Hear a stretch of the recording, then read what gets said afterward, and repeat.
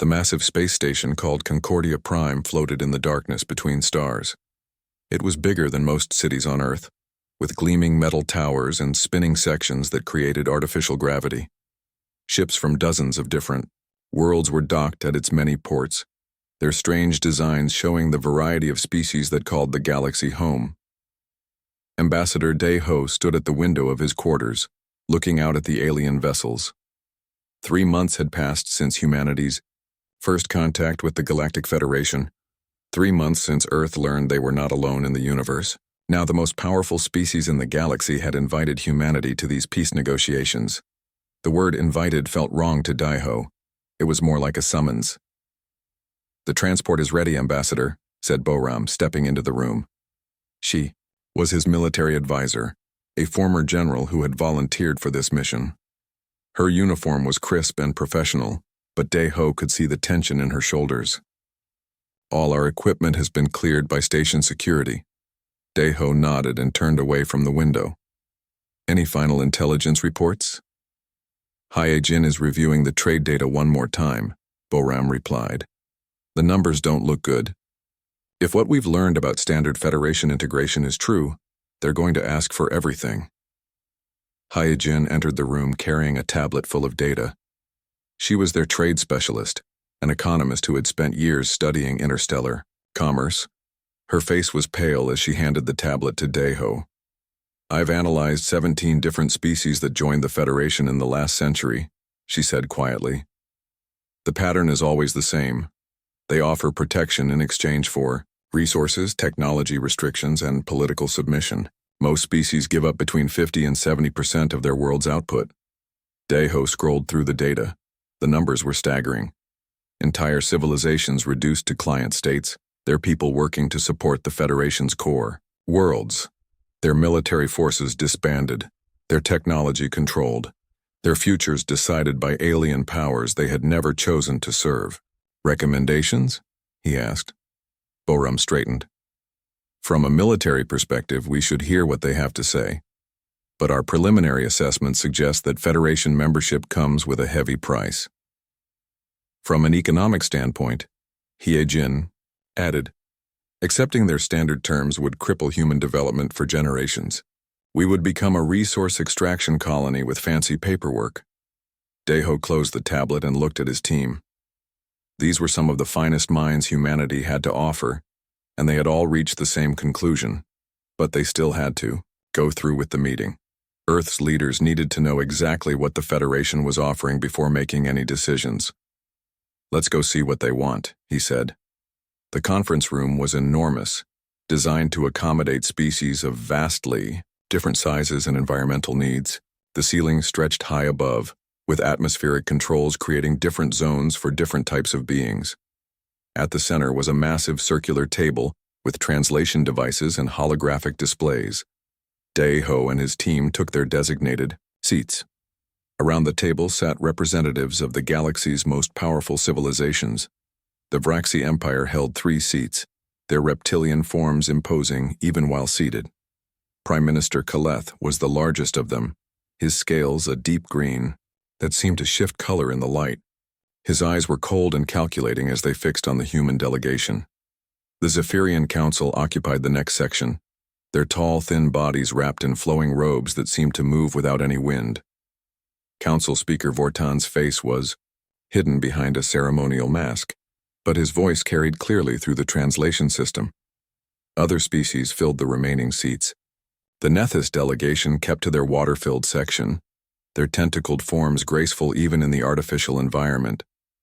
The Axiom representatives looked like living crystals, their faceted bodies refracting the room's light into rainbow patterns. Each group had brought advisors and guards, filling the gallery above with dozens of alien observers. "Humans of Earth," Prime Minister Kaleth began, his voice deep and resonant. "We welcome you to this gathering. Your species has shown remarkable progress in the brief time since we established contact. Today, we offer you the opportunity to join the greatest alliance in galactic history." The holographic display activated, showing a map of the galaxy with Federation territory marked in blue. It covered nearly 60% of known space, encompassing thousands of star systems and billions of beings. For over 3,000 years, Council Speaker Vortan continued, the Galactic Federation has maintained peace and prosperity across the galaxy. We have ended wars, eliminated poverty on member worlds, and created a stable society where all species can thrive. Deho listened carefully, noting how they presented the information. Everything sounded reasonable, even generous, but he could see what they weren't saying in the spaces between their words. Your world possesses valuable resources, Kaleth said, gesturing to another holographic display that showed Earth's mineral wealth, its oceans, and its agricultural potential. Water, rare metals, and organic compounds that are essential for interstellar commerce. In exchange for Federation membership, we offer protection, technology, and access to galactic markets. The terms appeared on the display in stark detail. Humanity would provide 60% of Earth's annual resource output to the Federation. Human military forces would be limited to planetary defense only, with no vessels capable of interstellar travel. All new technology would require Federation approval before implementation. Trade would be conducted exclusively through Federation-approved channels. These terms are standard for all new members, Vortan explained. They ensure smooth integration and prevent the conflicts that have plagued unaligned worlds. Boram's jaw tightened slightly, but she kept her expression neutral. Haijin was taking notes, her stylus moving rapidly across her tablet. Deho simply nodded, encouraging them to continue. We must also address the threat posed by hostile forces, Kaleth said, his tone becoming more serious. The Keth Dominion has been expanding aggressively in recent decades. They show no mercy to unaligned worlds, stripping them of resources and enslaving their populations. Without Federation protection, Earth would be an easy target for their expansion. The display showed images of worlds that had fallen to the Keth Dominion. Burned cities, empty spaceports, populations in chains. It was clearly meant to frighten the human delegation into accepting Federation terms. The Keth have superior technology and vast fleets, Vortan added. No single world can stand against them alone. Federation membership provides access to our defensive networks and mutual protection treaties. Deho studied the faces around the table. Every alien representative was watching the human delegation carefully, waiting for their response. He could see confidence in their expressions, the certainty that came from having made this same offer hundreds of times before. No species had ever refused Federation membership. Why would they? The alternative was isolation in a dangerous galaxy, facing threats like the Keth Dominion alone. We appreciate the Federation's generous offer, Deho said finally. Would it be possible to have some time to review these terms with our government before providing a response? Kaleth's eyes narrowed slightly. Of course, how much time would you require? 3 days should be sufficient, Deho replied. Very well, Vortan said. We will reconvene in 3 days for your formal response. However, I must stress the urgency of this decision. The Keth Dominion is already aware of your world's location. Delaying Federation membership could have serious consequences. The meeting adjourned, and the alien representatives filed out of the conference room. Several of them paused to speak quietly among themselves, their translators picking up fragments of conversation about typical primitive hesitation and expected delay tactics. Deho waited until the room was empty, except for his team before speaking. Well? It's exactly what we expected, Haijin said grimly. Standard colonial exploitation dressed up as mutual cooperation. They want to strip mine Earth and turn humanity into a client species. The military restrictions are particularly troubling, Boram added. No interstellar vessels means no independent exploration, no trade outside Federation channels, and no ability to defend ourselves beyond our own system, Deho nodded. And the Keth Dominion threat? Real but exaggerated, Boram said.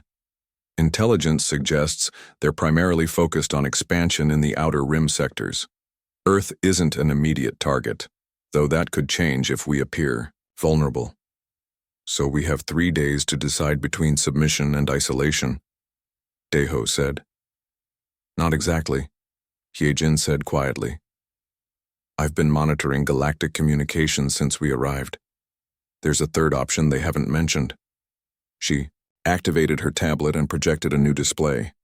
Several smaller species have refused Federation membership in recent years. Most have been absorbed by neighboring powers or simply disappeared from galactic politics, but a few have managed to maintain their independence. How? Deho asked. By making themselves too expensive to conquer, Boram said, understanding immediately.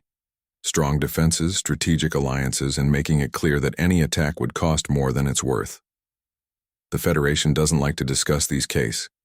The emergency session on Vraxi Prime began 12 hours after the humans walked out of Concordia Prime. Prime Minister Kaleth stood before the Imperial Council, his scales still dark with anger. The Great Hall was filled with military advisors, diplomatic officials, and intelligence analysts, all trying to understand what had just happened. In 3,000 years of Federation expansion, Kaleth began, his voice echoing off the stone walls. No species has ever simply refused membership. Not one. Even the most primitive civilizations recognize the benefits of joining our alliance. General Vex, the Empire's military commander, stepped forward. His scales were a deeper green than Kaleth's, marked with battle scars from campaigns across the galaxy. Sir, our analysts believe this is a negotiating tactic. The humans are trying to improve their terms by appearing defiant. That would be logical, agreed Intelligence Director Cora. Her smaller frame was typical of the Vraxi intelligence caste, built for cunning rather than combat.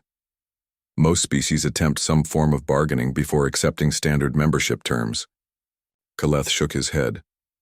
You didn't see their faces. Their ambassador wasn't negotiating. He was walking away permanently. Across the galaxy on Zephyr, Council Speaker Vorton was having a similar conversation with the High Council. The crystalline chamber reflected his words in strange harmonics, creating an otherworldly echo as he addressed the assembled representatives. The humans have made a fundamental error in judgment, Vorton said, his robes flowing around his tall frame. They believe they can survive in the galaxy without our protection. This delusion will not last long. Councillor Nyx, ancient even by Zephyrian standards, spoke from her position at the council's center. Perhaps we should consider modified terms. The humans may be more valuable as willing partners than reluctant subjects. Absolutely not, Vorton replied sharply. If we make exceptions for humanity, every species in the galaxy will demand special treatment. The precedent would destroy our authority. Meanwhile, in the depths of space, the Keth Dominion was having its own discussions about recent events. War Commander Thane stood on the bridge of his flagship, watching intelligence reports from across Federation space. Unlike the elegant halls of Vraxi Prime or Zephyr, the Dominion ship was built for function over form. Metal corridors, weapon arrays, and armor plating dominated every surface. The Federation has lost a potential member world, reported intelligence. Officer Vash, her voice mechanical through the combat suit speakers. The species called humans refused their terms and left negotiations. Thane's mandibles clicked with interest. Show me their homeworld. The main display activated, showing a detailed scan of the Sol system. Earth appeared as a blue marble, rich with water, and surrounded by several smaller worlds. Resources estimates scrolled past. Vast oceans, mineral deposits, and a population of nearly 8 billion beings. Impressive, Thane noted. And they're now unprotected? Completely isolated, Vash confirmed. Federation protocols prohibit interference with non-member worlds. If we move quickly, we can claim the system before they establish alternative alliances. Thane smiled, an expression that would have terrified most species in the galaxy. The Keth had built their empire by conquering isolated worlds exactly like this one. A primitive species with valuable resources and no protection was exactly what the Dominion needed for its next expansion phase. Prepare the Third Fleet, he ordered. We claim this Earth for the Dominion. Back on Earth, Ambassador Deho's transport had just entered the Sol system. The journey from Concordia Prime had taken 2 days, giving him time to process what had happened and prepare for the difficult conversations ahead. As his ship approached Earth, Deho could see the changes that had occurred since first contact. New orbital platforms surrounded the planet, their purpose hidden behind civilian classifications. The moon showed signs of expanded mining operations, with new facilities that hadn't existed 3 months ago. Mars had grown from a small research colony to a major industrial center, its surface dotted with construction projects that seemed to appear overnight. Impressive progress, Boram noted, looking out at the orbital installations. 3 months ago, most of this didn't exist. The Global Defense Council works fast when motivated, Hyejin replied. The question is whether it's fast enough. Their transport docked at Geneva Station, the orbital facility that served as Earth's diplomatic center. Daiho was immediately escorted to a secure conference room where the Global Defense Council was waiting. Admiral Sung-min stood as they entered. He was a veteran of Earth's naval forces, chosen to lead humanity's space defense preparations. His weathered face showed the strain of the past 3 months, but his eyes were sharp and focused. Ambassador, he said formally, I trust your message. Means what we think it means. We're on our own, Daiho confirmed. The Federation's terms were exactly what we expected. 60% resource extraction, military restrictions, and political submission. I told them humanity would rather stand alone. Dr. Yunsu, Earth's chief scientist, leaned forward in her chair. How did they react? Shock, then anger, Boram reported. They clearly expected us to accept their terms without question. When we didn't, they threatened us with the Keth Dominion. About that, Admiral Sung-min said grimly. Our deep space monitors have detected unusual Keth fleet movements. It looks like a major force is assembling near their border territories. General Hanul, the head of Earth's ground forces, activated a holographic display showing the galaxy's political map. Intelligence suggests the Keth see us as an easy target. An unprotected world with valuable resources fits their expansion pattern perfectly. How long before they arrive? Daiho asked. Best estimates put a Keth fleet at Earth within 72 hours, Dr. Yunsu replied. That assumes they're already in motion, which our intelligence suggests they are. The room fell silent as the implications sank in.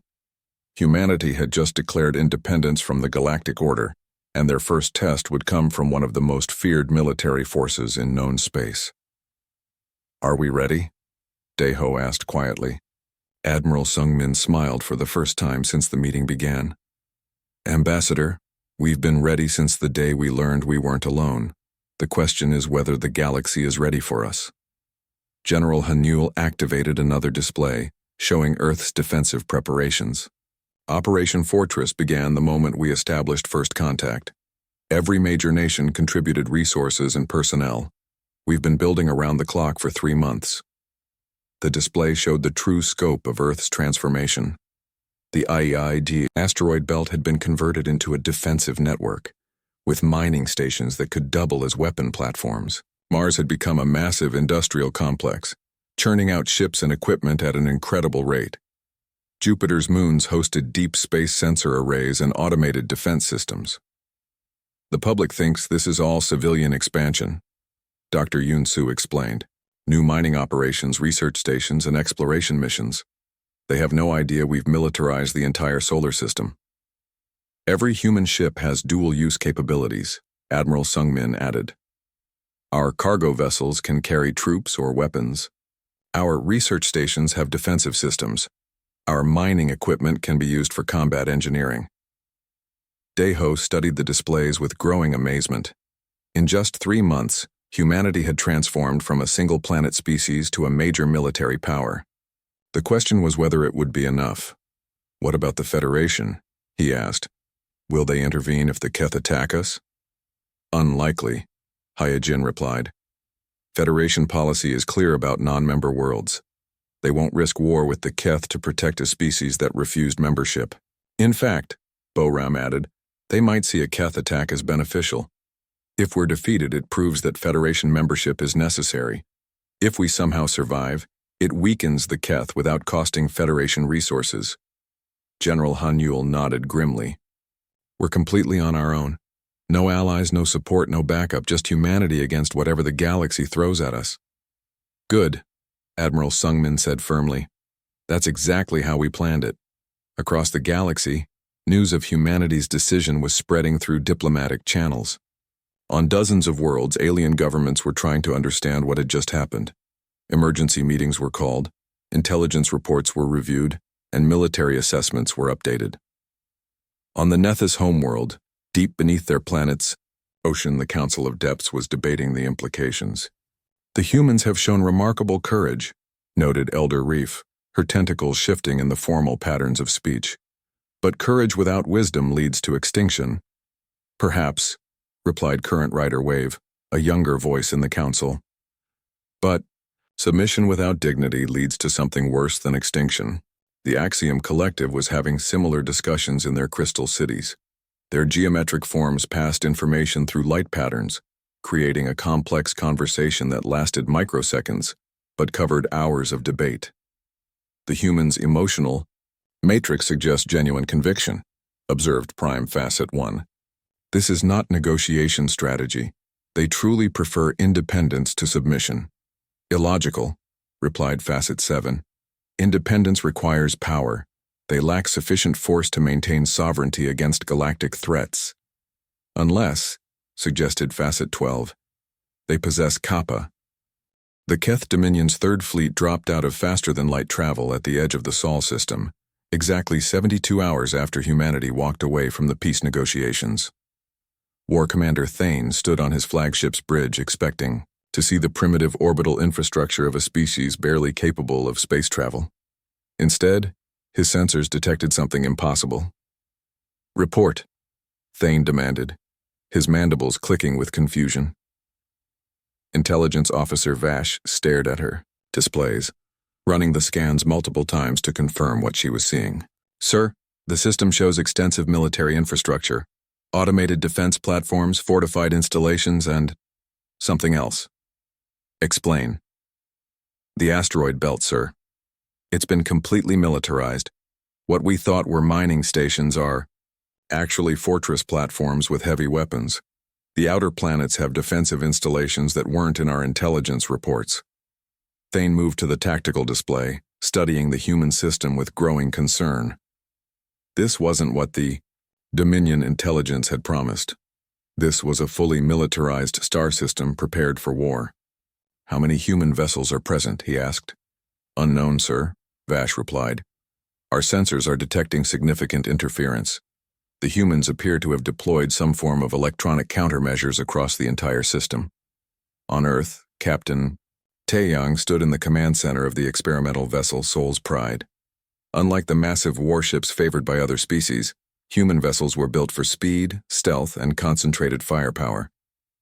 The Soul's Pride was the first of its class, designed specifically for the defense of the Sol system. "Keth Fleet has arrived," reported Communications Officer Jin Wu. 200 vessels, exactly as predicted. "Begin Operation Homecoming," Taeyang ordered. "All stations execute Defense Protocol 7. Across the solar system, humanity's true preparations revealed themselves. The mining stations in the asteroid belt opened hidden weapon bays, revealing railgun batteries capable of accelerating projectiles to incredible speeds. Mars colonies retracted their civilian facades, exposing massive defensive installations that had been built into the planet's surface. Jupiter's moons launched swarms of autonomous drones, each one equipped with advanced AI and enough firepower to threaten capital ships. The transformation was stunning in its scope and speed. In minutes, the Sol system changed from an apparently peaceful human territory to a deadly maze of interlocking defensive systems. Dr. Mi Young activated the system-wide communication array from her hidden research station on Europa. Her message was broadcast not just to the Keth Fleet, but to every listening post in the galaxy. Dozens of alien species were monitoring the situation, waiting to see how humanity's defiance would end. "Attention, galactic observers," she began, her voice calm and professional. "What you are about to witness is the result of 3 months of human preparation. Since first contact, we have operated under the assumption that peaceful coexistence might not be possible. Therefore, we prepared for conflict." War Commander Thane listened to the transmission with growing unease. The human's tone was confident, almost casual. This wasn't the desperate plea of a doomed species. This was the voice of someone who expected to win. The Galactic Federation offered us protection in exchange for submission, Dr. Myung continued. The Keth Dominion offers us slavery in exchange for nothing. We reject both offers. Humanity chooses to stand alone, and we have prepared accordingly. Captain. Tae Yang's tactical display showed the Keth fleet moving deeper into the system. They were maintaining standard formation, apparently confident that their numerical superiority would carry the day. They had no idea what they were flying into. Enemy fleet is approaching the outer defensive perimeter, reported Tactical Officer So Young. All weapon systems are online and ready. Weapons free, Tae Yang ordered. Show them what humanity is capable of. The first wave of attacks came from the outer system, where automated platforms hidden among the gas giant moons opened fire. But these weren't the conventional energy weapons used by most galactic species. Humanity had taken a different approach. Kinetic projectiles launched from magnetic accelerators crossed the system at incredible speeds, striking Keth vessels with the force of nuclear weapons. The aliens' energy shields, designed to deflect laser and plasma attacks, were useless against solid matter, traveling at 30% of light speed. Impossible, Thane roared as his formation took casualties from weapons that shouldn't exist. How are they achieving those velocities? Unknown technology, sir, Vash reported, her voice shaking. The projectiles appear to be simple metal slugs, but they're moving faster than anything in our database. The Keth fleet tried to adapt, spreading their formation and increasing shield power. But humanity's second surprise was already deploying. From hidden positions throughout the asteroid, belt swarms of small craft emerged. They were too small to be crewed vessels, moving with precision that suggested advanced artificial intelligence. Dr. Yoon Soo watched the battle from Earth's command center, monitoring the performance of humanity's most secret weapon, fully autonomous combat drones. While other species relied on biological crews or simple automation, humans had developed true artificial intelligence capable of independent tactical decisions. Drone swarms are engaging the enemy fleet, she reported to Admiral Sung Min. Performance is within expected parameters. The drones moved like schools of fish, coordinating their attacks with inhuman precision. They targeted the Keth ship's weapon systems and engines, using concentrated plasma bursts to disable rather than destroy. It was a calculated strategy designed to cripple the enemy fleet while minimizing loss of life. War Commander Thane watched in horror as his mighty fleet was picked apart by enemies he couldn't effectively target.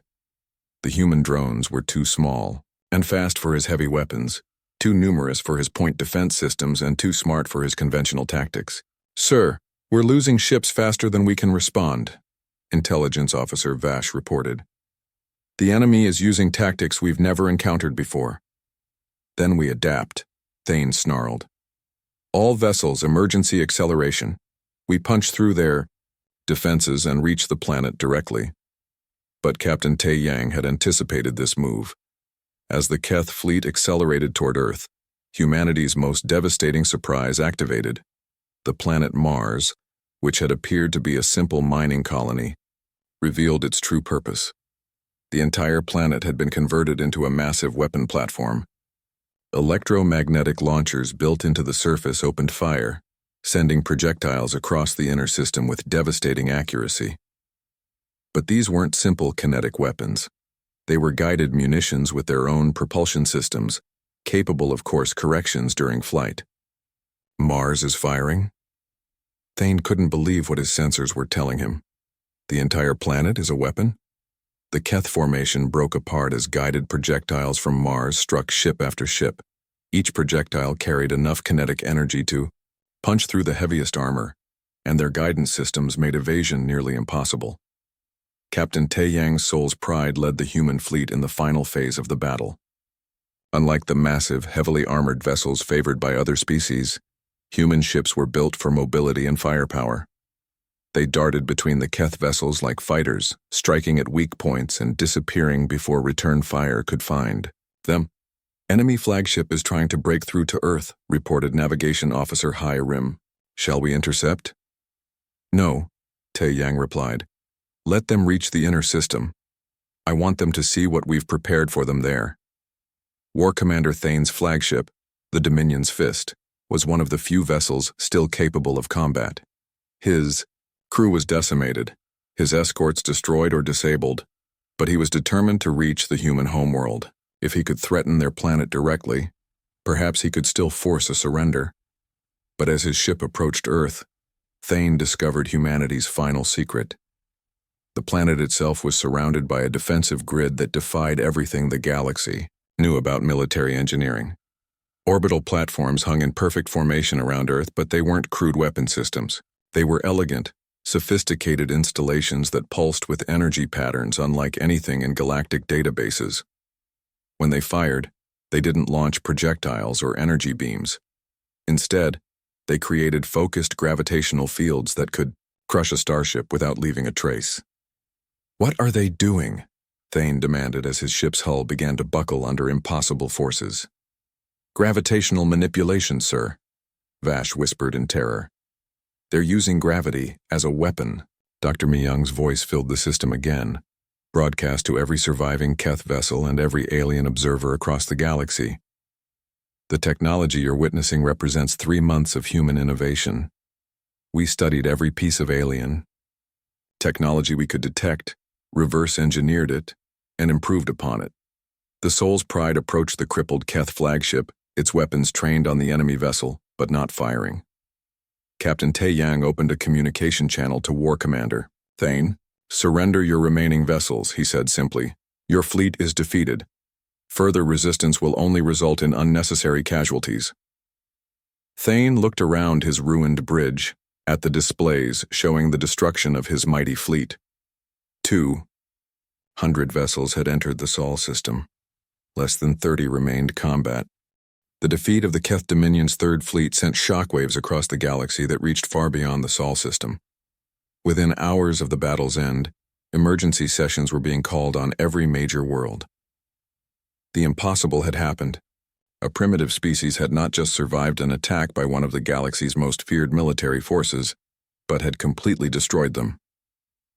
On Vraxi Prime, the Imperial Council was in chaos. Prime Minister Kaleth stood before the assembled ministers, his scales shifting through colors that indicated deep distress. The holographic displays around the chamber showed the battle's aftermath: scattered Keth wreckage, human vessels patrolling the Sol system, and worst of all, intact human defensive systems that had barely been tested. "Explain to me," Kaleth said slowly, "how a species that achieved interstellar travel 3 months ago just eliminated 200 Keth warships." General Vex had spent the last 18 hours reviewing every piece of data from the battle. His analysis was disturbing. "Sir, the humans didn't just win through luck or superior numbers. They demonstrated technological capabilities that exceed our own military doctrine." "That's impossible," protested Defense Minister Karn. "Our intelligence reports showed primitive orbital infrastructure and basic space vessels." "Our intelligence was wrong," Vex replied grimly. "The humans deliberately disguised their true capabilities. What we thought were mining stations were weapons platforms. What we classified as research installations were military command centers. What we dismissed as civilian expansion was actually the militarization of their entire star system." Intelligence Director Cora stepped forward, her smaller frame tense with worry. "Sir, we've detected something even more disturbing.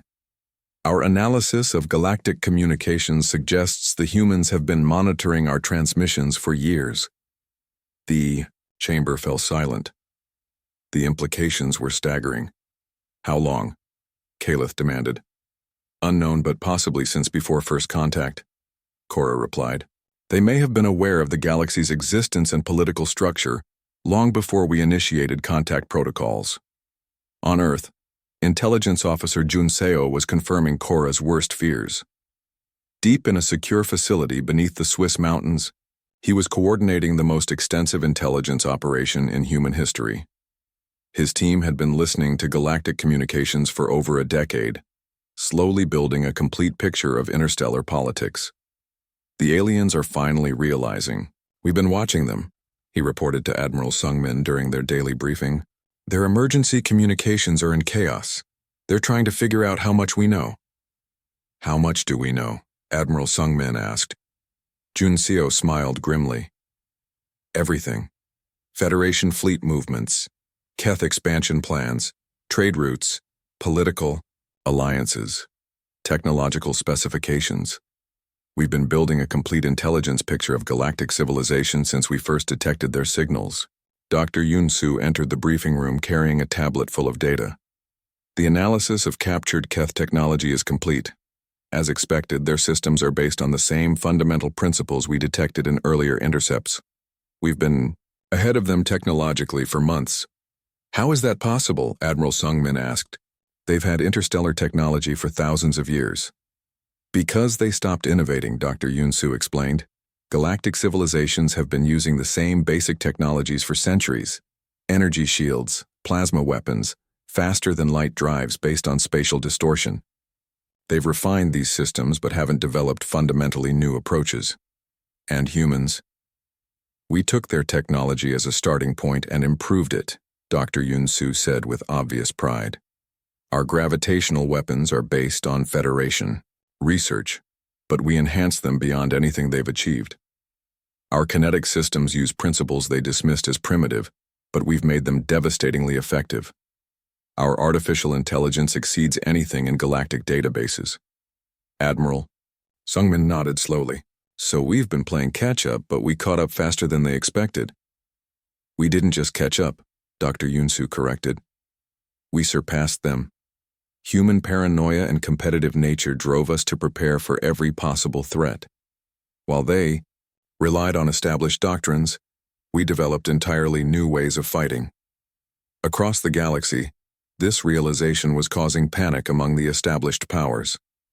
On Zephyr, Council Speaker Vortan was addressing an emergency session of the High Council. The crystalline chamber was filled with agitated voices as councilors tried to understand the implications of humanity's victory.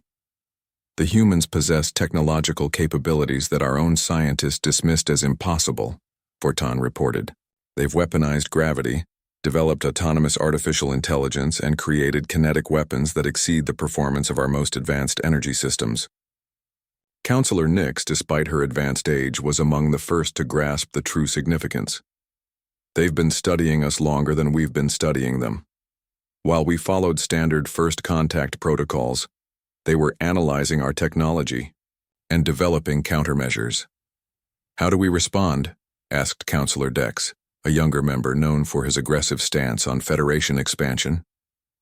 Carefully, Nix replied. We are no longer dealing with a primitive species seeking our protection.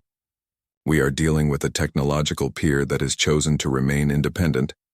On the Nethys homeworld, the Council of Depths was having a very different conversation. Elder Reef swam slowly through the council chamber, her tentacles forming the complex patterns that indicated deep thought. The currents have changed, she said finally. The humans have shown that independence is possible, even against overwhelming odds. Current Rider Wave, representing the younger generation of Nethys, pulsed with excitement. If the humans can stand alone, perhaps others can as well. The Federation's grip on the galaxy may not be as permanent as we believed. Dangerous thoughts, warned Deep Dweller Stone, an elder conservative. The Federation provides stability and protection. Without it, we return to the chaos of the old wars. Do we? Wave challenged. Or do we gain the freedom to choose our own path as the humans have done? The debate that followed would reshape Nethys politics for generations to come. Across the galaxy, similar discussions were taking place as species reconsidered their relationship with the galactic order. Meanwhile, in the Outer Rim territories, news of humanity's victory was spreading through unofficial channels. On worlds that had been conquered by the Federation or absorbed into their sphere of influence, beings who had never known freedom began to whisper about the species that had said no to galactic authority and made it stick. The Cathara, a reptilian species that had been subjugated by the Federation 2 centuries earlier, held secret meetings in their underground cities. Their leader, a scarred veteran named Sak, addressed a gathering of resistance leaders. The humans have proven it can be done, he hissed, his forked tongue tasting the air for signs of Federation surveillance. A species can refuse submission, and survive. Perhaps it is time for the Kithara to reclaim their independence. Similar movements were stirring on a dozen worlds. The Vorthon traders, who had been restricted to Federation-approved routes for decades, began exploring alternative, commercial arrangements.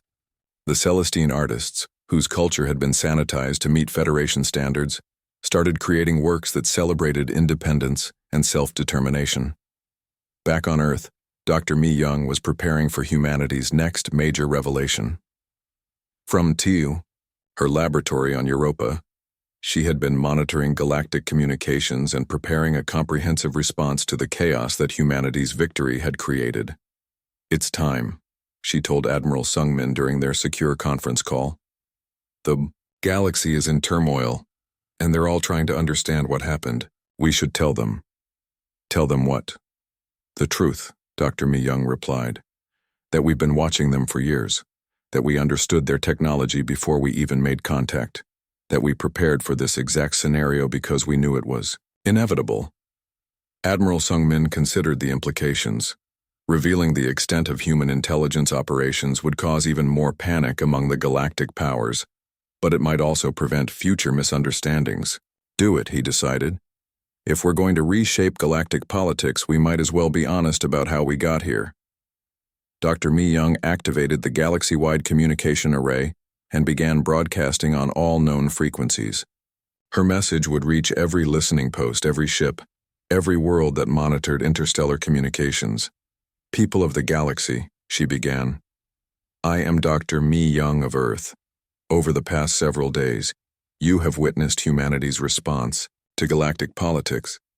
You have seen us refuse Federation membership and defeat a Keth invasion. Many of you are wondering how this was possible. Today I will explain."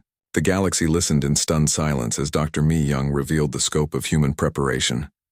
She explained how Earth scientists had detected alien transmissions decades before first contact, how they had spent years analyzing galactic technology and politics, and how they had used that knowledge to prepare for independence. "We did not enter galactic politics blindly," she continued. "We studied your civilizations, your conflicts, your technologies, and your weaknesses. We knew that first contact would eventually lead to demands for submission, either through Federation membership. 1 year had passed since humanity walked away from the peace negotiations that were supposed to decide their place in galactic society. Ambassador Daeho stood once again at the window of a space station, but this time it was humanity's own construction. Freedom Station, built in neutral space to serve as a meeting place for the growing number of species that had chosen independence over Federation membership. The station was smaller than Concordia Prime, but it buzzed with an energy that the Federation facility had never possessed. Ships from dozens of worlds docked at its ports, representing species that had declared independence, formed mutual defense pacts, or simply wanted to explore alternatives to Federation control. "The Torvin delegation has arrived," announced Dr. So Min, who now headed the Cooperative Technology Exchange. The organization had grown from a simple trade agreement between Earth and 3 rim worlds to a major force in galactic politics, with over 30 member species sharing technology and resources freely. Daeho nodded, still amazed at how quickly things had changed. "Any word from the Kithara?" "Their independence referendum passed by an overwhelming margin," Dr. Somin replied with satisfaction. "They'll be formally withdrawing from Federation membership next week. That makes them the 15th species to declare independence since our victory over the Keth." The galaxy had indeed been transformed. What had started as humanity's solitary defiance had grown into a movement that challenged the very foundations of galactic order. Species across known space were discovering that independence was not only possible, but preferable to the limitations of Federation membership. On Earth, General Hanul coordinated the defense networks that protected not just humanity, but a growing alliance of free worlds. The solar system had become the headquarters of the Independent Defense Coalition, a voluntary military alliance that provided mutual protection without the political control demanded by the Federation. "Status report," she requested from her command center beneath Geneva. "All defensive systems operational," reported Admiral Young Soo, who had taken command of humanity's expanding fleet. The Celestine have completed their orbital platforms, and the Vorthan traders have established their own patrol routes. We now have defensive coverage across 47 star systems. Any Federation response? They're maintaining their border patrols, but there's been no aggressive action, Admiral Young-Soo replied. Intelligence suggests they're more concerned with preventing further defections than confronting our alliance directly. The Federation's response to the independence movement had been cautious and increasingly desperate. Prime Minister Kaleth had tried everything from economic sanctions to diplomatic pressure, but species continued to leave Federation space in search of freedom.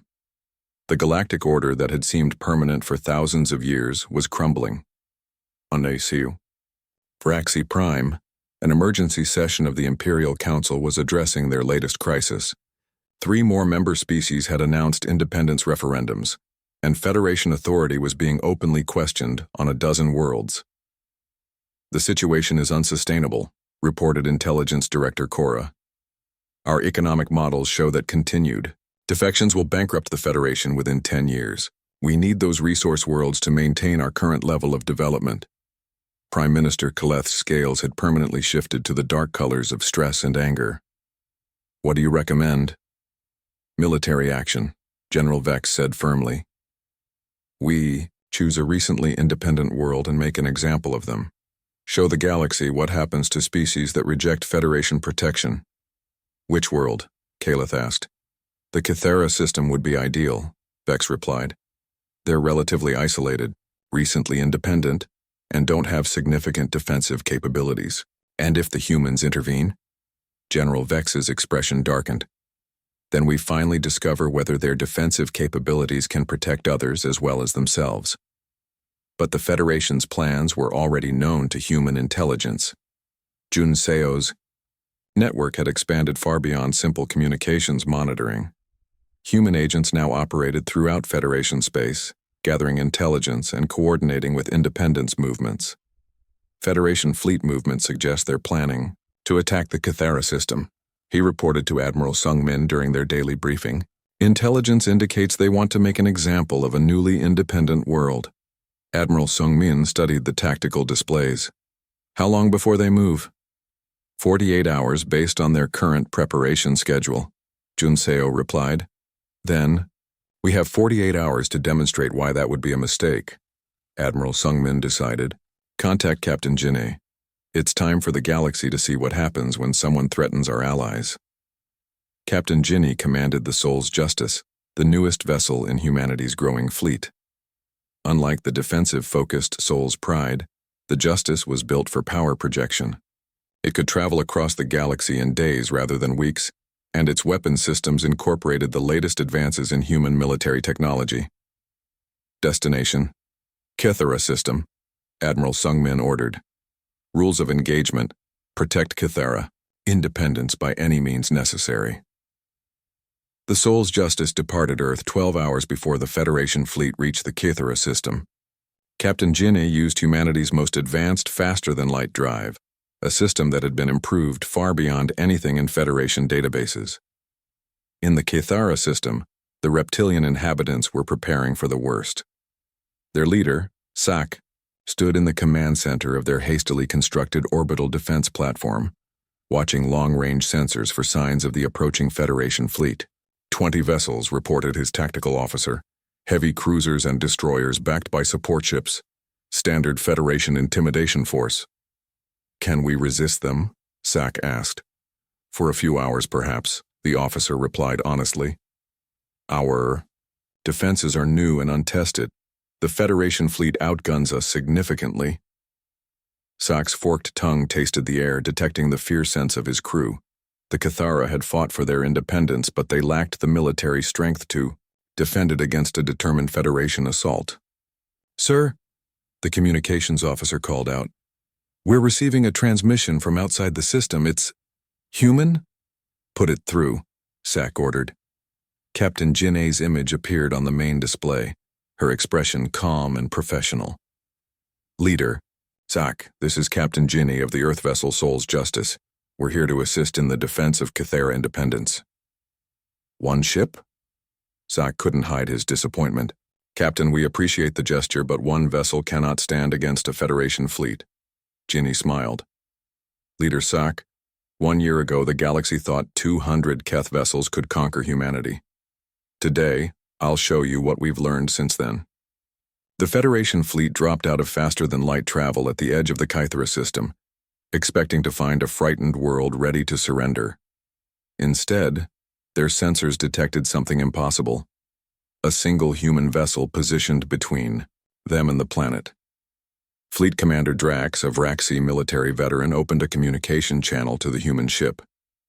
"Human vessel, you are interfering in Federation internal affairs. Withdraw immediately or face the consequences." "Federation fleet," Captain Ginny replied calmly. "You are threatening the independence of a sovereign world. I suggest you reconsider your current course of action." Commander Drax laughed, a sound that was particularly unpleasant when made by a Vraxi throat. "1 ship against 20?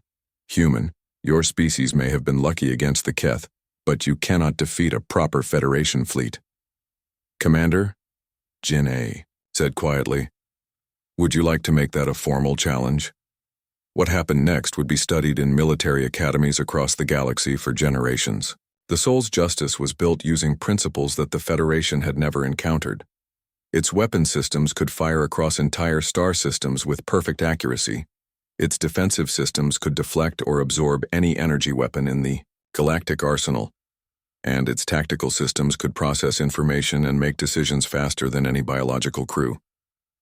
The battle lasted exactly 17 minutes. When it was over, the Federation fleet was scattered across the system. Some ships disabled, others destroyed, and the remainder fleeing back to Federation space as fast as their damaged engines could carry them. Captain Ginny's calm voice filled the system as she addressed both the Kythera defenders and the retreating Federation vessels. "The Kythera system is under the protection of the Independent Defense Coalition. Any future attacks on Kythera territory will be met with appropriate force." The message was broadcast across the galaxy, reaching every world, every ship, every being with access to interstellar communications. The Federation had tried to make an example of an independent world, and instead had provided humanity with the opportunity to demonstrate the futility of such efforts. On Vraxi Prime, Prime Minister Kalith received the reports of his fleet's defeat with something approaching despair. "How many ships did we lose?" 7 destroyed, 12 disabled, General Vex reported, his voice hollow. "The human vessel was undamaged." "1 ship," Kalith said slowly. "1 human ship defeated an entire Federation fleet." The political implications were immediate and devastating. Within hours, 6 more Federation worlds announced independence referendums. The Federation's military reputation, built over